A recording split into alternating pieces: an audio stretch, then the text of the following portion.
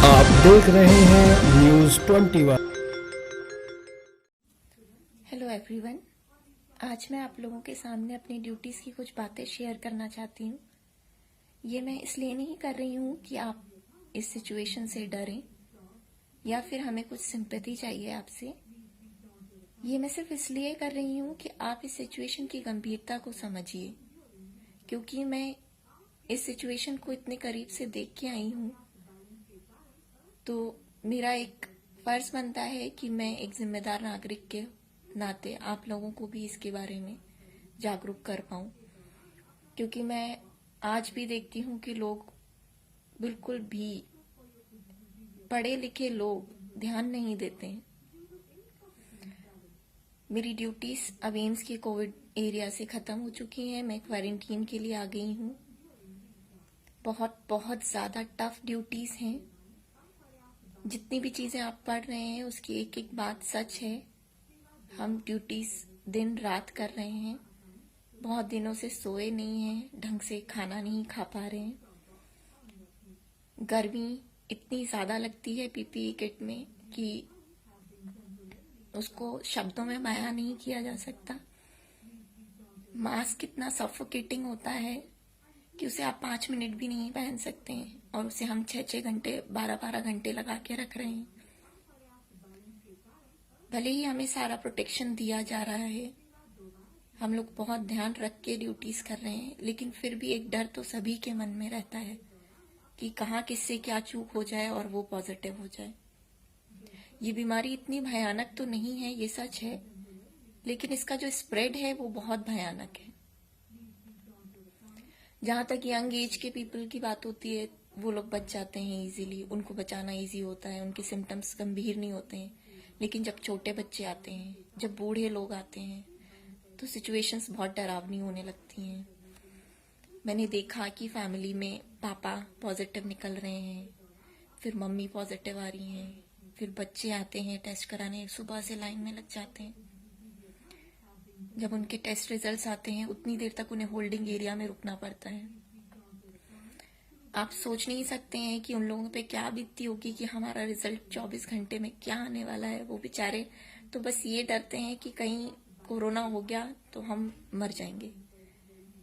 ये डर आप लोगों ने अभी देखा नहीं है।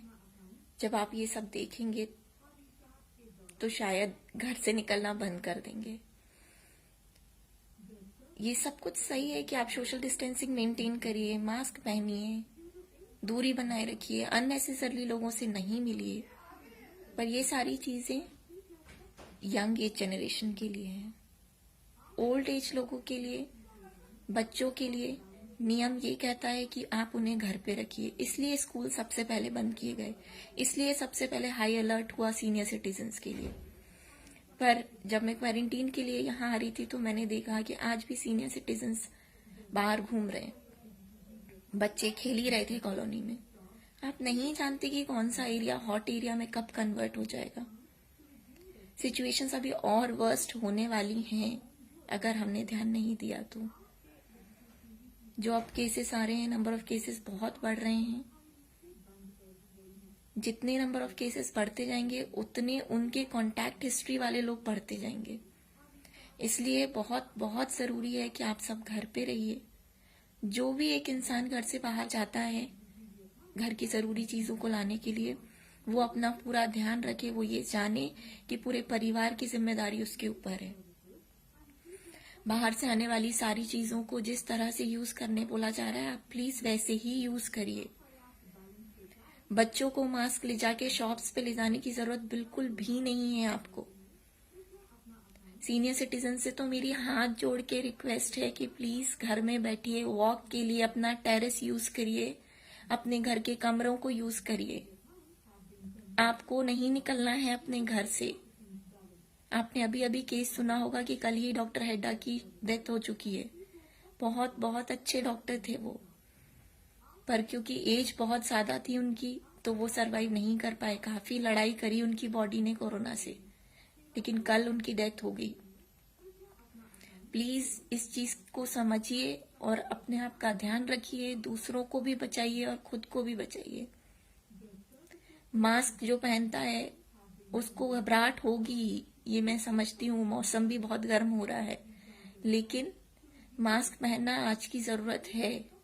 अगर आप मास्क पहनेंगे, घर से बने हुए मास्क ही अगर आप 2 लोग आपस में पहन के रखेंगे तो वायरस का काफी स्प्रेड रुक सकता है, क्योंकि अब केसेस ऐसे आ रहे हैं जिनमें कोई सिम्टम्स नहीं है।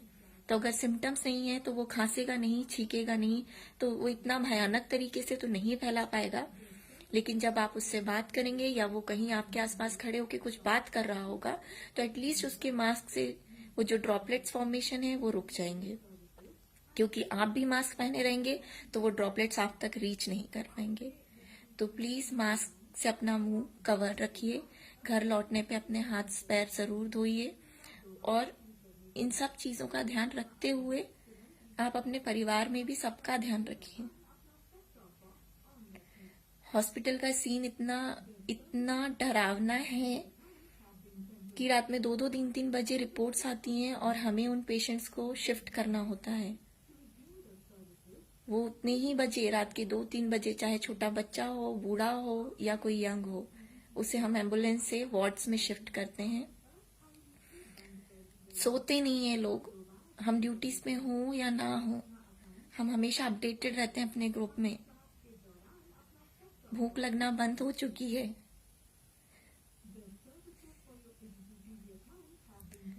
घर से दूर अब क्वारंटीन के लिए भले ही होटल मिला है, 5 स्टार होटल है, लेकिन घर से ज्यादा अच्छा और कहीं नहीं लगता।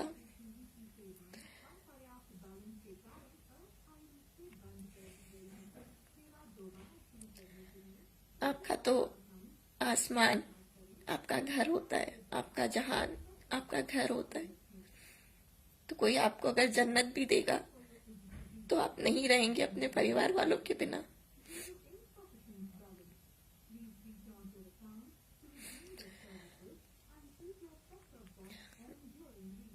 प्लीज इसकी गंभीरता को समझिए। शायद हमें अब 2nd राउंड ऑफ ड्यूटीज पे भी जाना पड़ जाएगा। सारे ही डॉक्टर्स के लिए बहुत मुश्किल है ये सब। सबके छोटे बच्चे हैं, सबके घर में माँ बाप हैं, सबको अपने घर वालों से प्यार है। और जो आप सुन रहे हैं कि अब सरहद पे जो खाकी वर्दी थी वो सफेद हो चुकी है, तो वो सच है। सरहद पर रहने वाले जवानों को एक कड़ी ट्रेनिंग की प्रैक्टिस होती है, दी जाती है उन्हें। डॉक्टर्स को इतनी कड़ी ट्रेनिंग नहीं दी जाती है, पर आज वो बिना ट्रेनिंग के भी इतनी कड़ी ड्यूटीज कर रहे हैं, सिर्फ आपके लिए। अब आप देंगे साथ तो बनेगी बात। ये बात ध्यान रखिए कि अब एक ही तरीका है इसको रोकने का। I protect you, you protect me. इसकी अभी तक कोई दवाई नहीं है। इलाज सब कुछ सिम्टम्स पे डिपेंड करता है। वैक्सीन अभी ट्रायल्स में है। रोकना है अगर आपको, तो आज से ही जो चीजें मैंने आपको समझाई हैं, प्लीज आप ध्यान रखना स्टार्ट करिए। Stay home, stay safe. आप देख रहे हैं न्यूज़ 21।